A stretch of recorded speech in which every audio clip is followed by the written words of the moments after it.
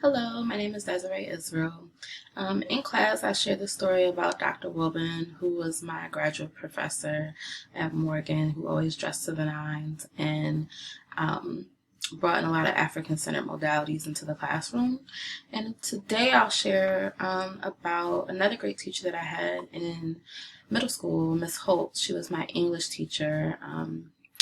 I went to a private Catholic school from kindergarten to eighth grade, and she was a huge part of my middle school time at Nazareth.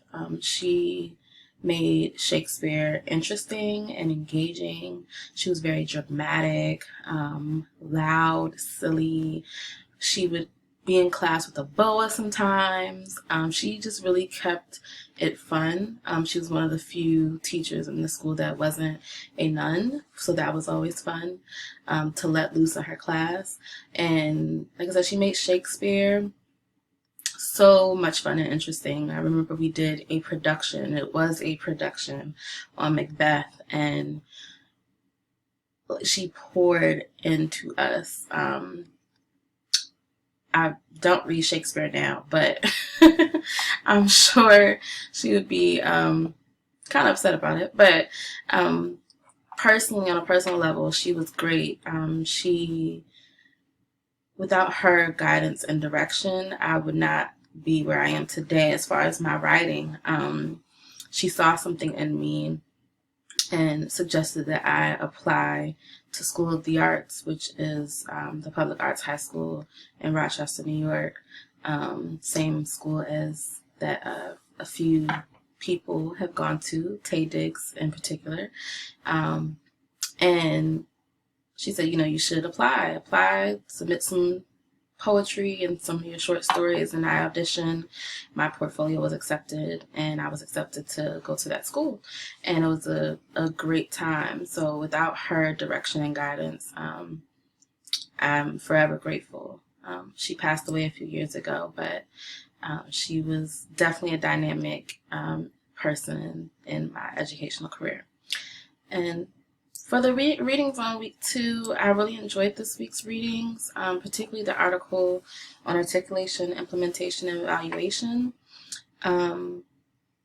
I also see a little bit of myself in each of the theories described throughout the readings.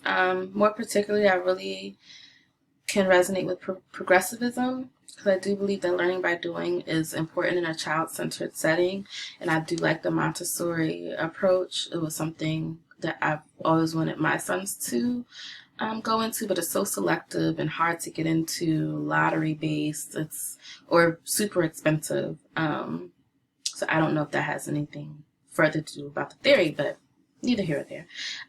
Critical theory is one that probably speaks more to who I am as a person.